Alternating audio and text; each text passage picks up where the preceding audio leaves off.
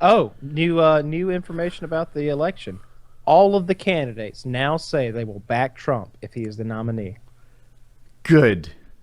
Aha. I guess we're trying to limit the politics talk, but it seemed like this crap of lining up behind Romney and such just wasn't a representative democracy anymore. Like, and please, viewers, don't tell me that like the Republicans and the Democrats aren't part of the government. Like, I know that technically there's no law telling them how they select their candidate, but in effect, people vote for who the candidates are, and then they go up against each other.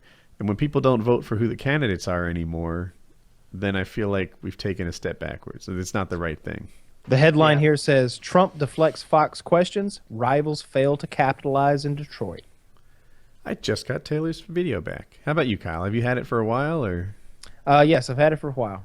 Oh, yeah, I've been able to see myself in this little small screen for a while. I thought you could see me. I don't know what went wrong, but I'm happy to have you. Hey, welcome back. Hello. Yeah. So I saw that there was a Trump rally in, I think it's like early in March in Fayetteville, North Carolina.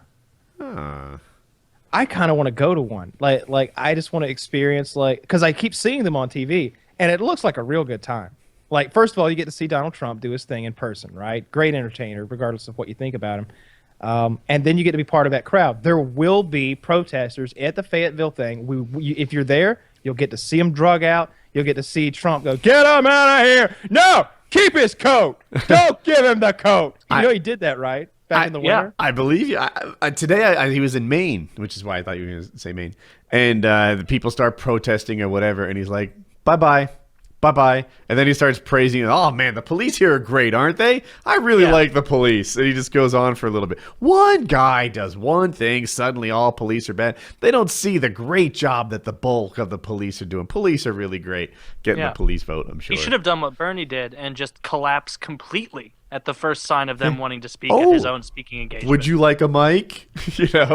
I've seen it happen so many times that now today I heard him commenting on how he throws them out now. He's like, I used to be a lot more. He's just like, you can't be soft with these people. You can't be, "Please, will you leave? Please, please." No, because then you're too soft, and you're like a softie. You look ineffective. But then you can't be like, "Get him out of here," because then you seem like this big jerk that wants to kick people out and boss people around. So now I just say, "Please get him out."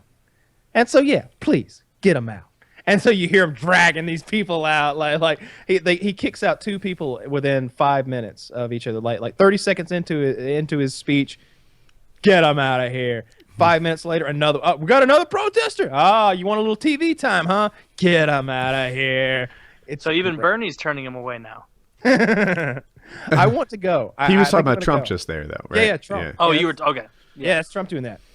So I think I want to go to one of these Trump rallies and just see the spectacle, see the show. That would be fun. Yeah, and you see crowds of I think in Alabama he had 35,000 people there. That's more people than go to watch a Braves game or something like that. Like, he's filling stadiums with people. I saw a little thing on Reddit today, and of course the Donald subreddit is ridiculous, but they were showing like a picture of a Kasich rally, a picture of a Rubio rally, and they continually get to larger and larger venues. Kasich has maybe 45, 55 people in a room, and of course you want to pack them in so it doesn't look like scattered and sparse. Trump has a fucking stadium. It's full of people. Like you couldn't count them if you wanted to. In every other case, if you really stopped and went 1, 2, 3, 4, 5, you could count everybody there at everybody else's. Trump's got 35 fucking thousand people there, and it's just, I'd like to go and see that spectacle. I keep wondering if there's something that will burn Trump, right? Like, Trump, he said kind of famously now, "I could kill someone and my guys would still support me."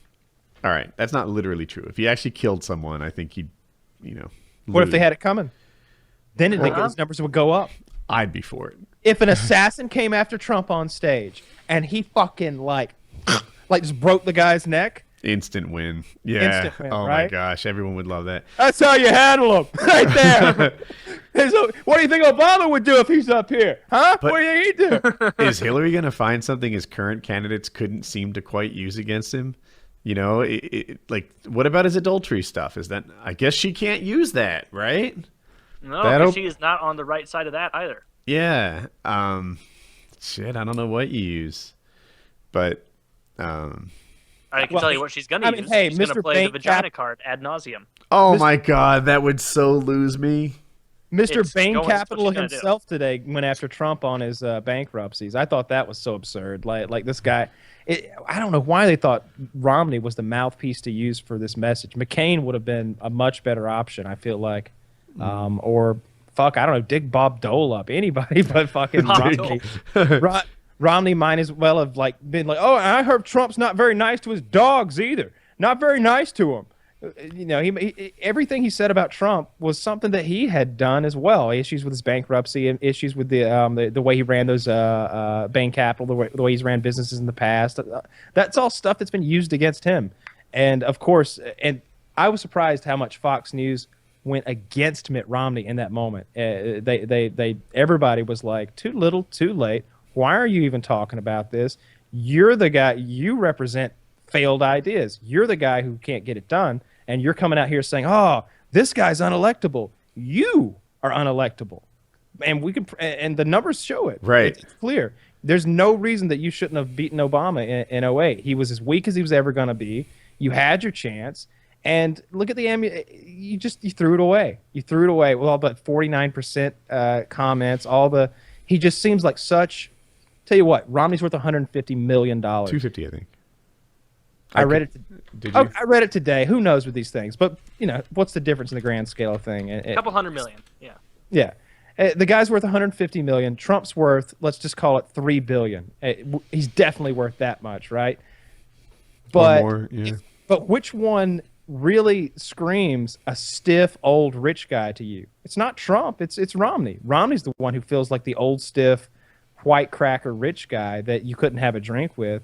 Trump feels more personable, more real, more human than Trump Romney. comes from real estate and construction, right? This is a guy who drinks beer. Romney drinks wine.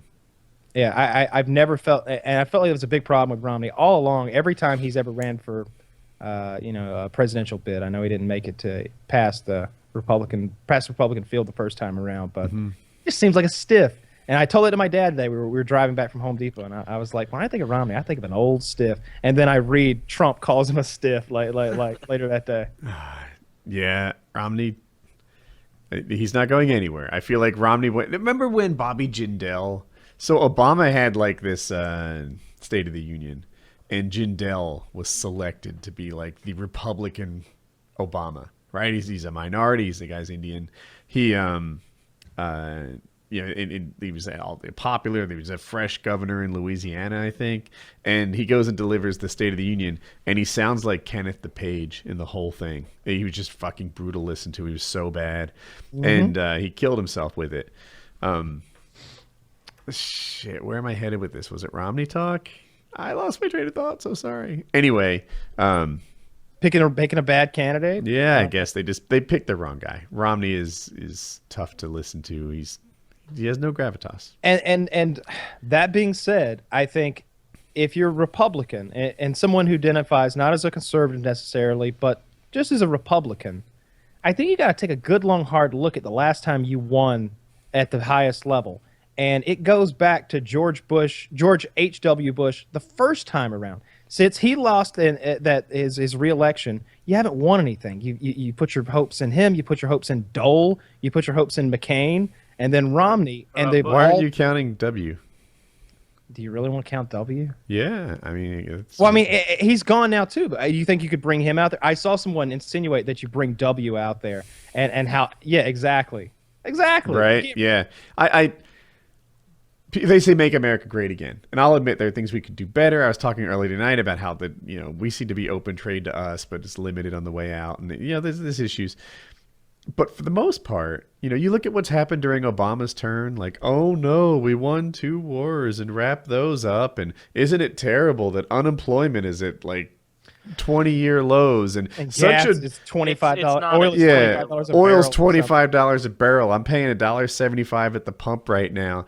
Unemployment is low. The stock market is doubled. Unemployment stats, I actually did some research into that, and it's pretty misleading what they're trying to pawn off as unemployment being so low now. What's happening is that the sure, people are getting more jobs than they were when it was a complete shithole, but these aren't good jobs. These aren't high quality jobs for most of these college grads. It's shit tier jobs because the people 20, 25 years older than them, 30 years older, aren't retiring and getting out of their positions. It's an opening up a little bit of an upward mobility flow for people in, I guess, my generation and younger to get into the workforce and have some opportunity. Like we're just getting people my age are getting, like someone I know who was unemployed 2 years ago now has a job. It's like maybe some bullshit dead end sales job. Like there's no. This is the same thing I've been hearing since the 80s. You know, like, hey, I just came out of college and I don't have my dream job yet. It's like I have to work my way up, or I've got this. Well, that's also disingenuous because the economy then was infinitely better. The entire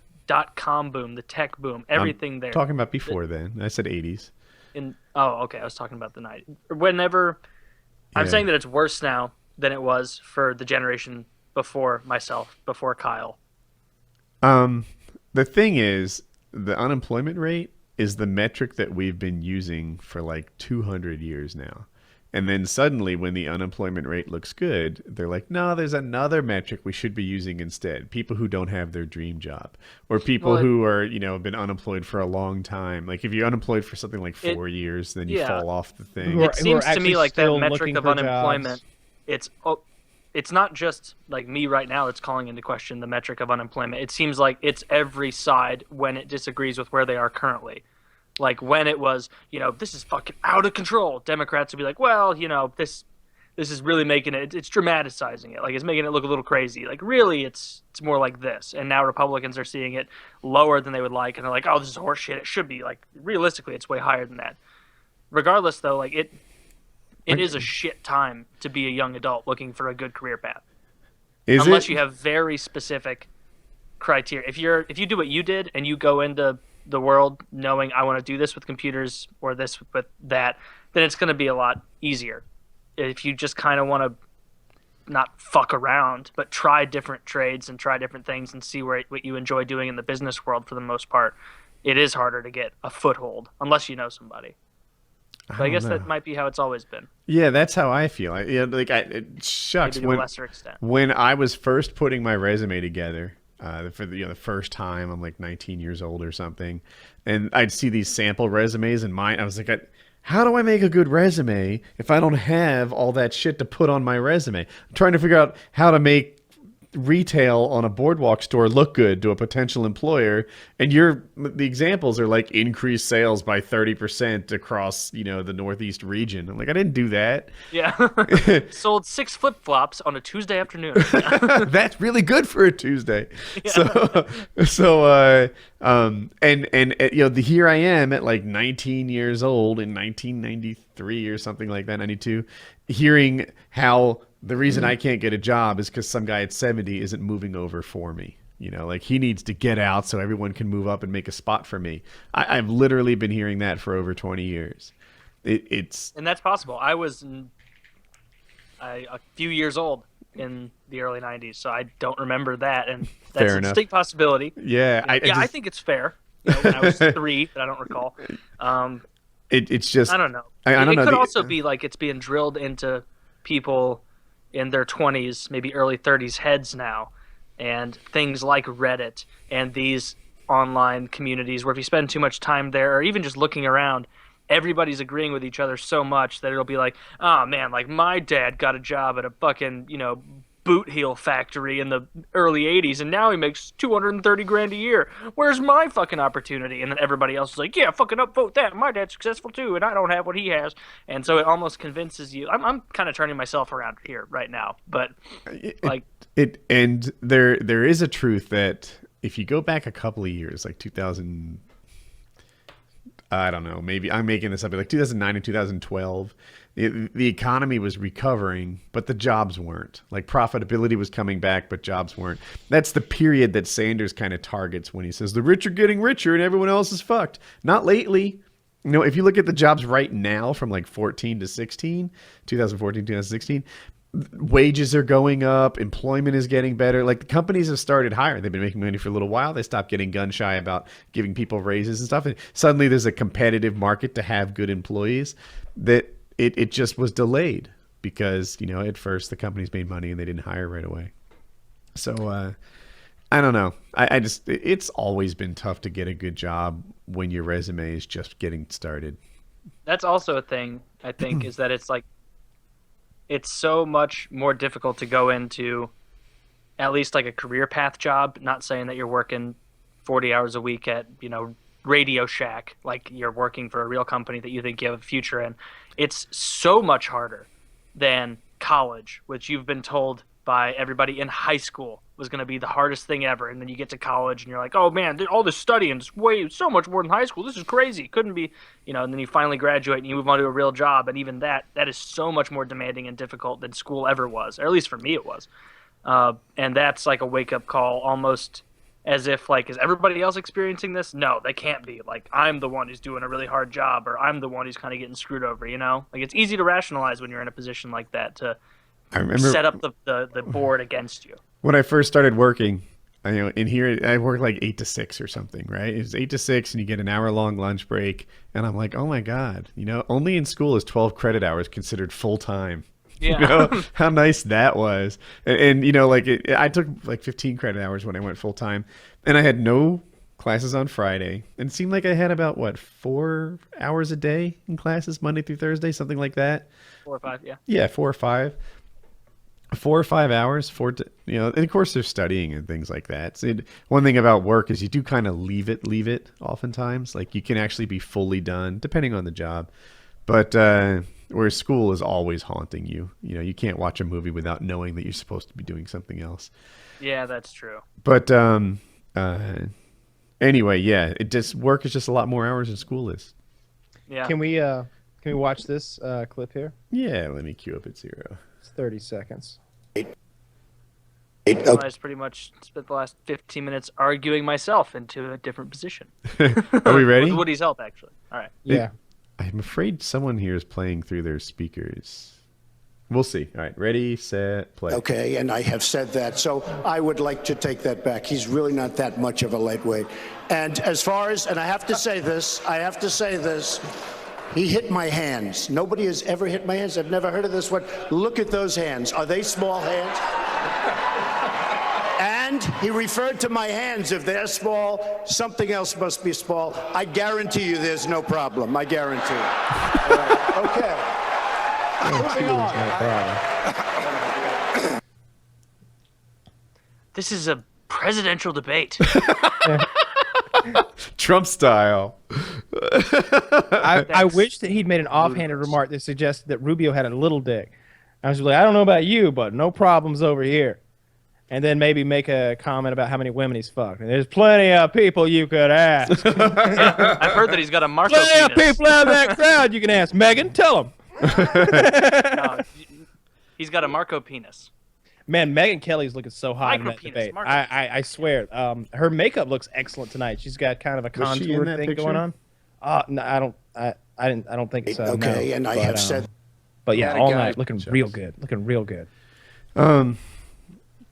Yeah, Megyn Kelly's she turned into a beautiful woman. Yeah, I'm gonna have a little Megyn Kelly time after we get done here. Yeah. And there's nothing she can do about it. Not a damn thing. It's got her picture taped on the back of that auto blow with those googly eyes on it. And it's shaking so much the googly eyes are shaking, so it kind of looks like she's winking at me. I'm like, yeah. You don't have to tell me. I would. Yeah, it's just like mine.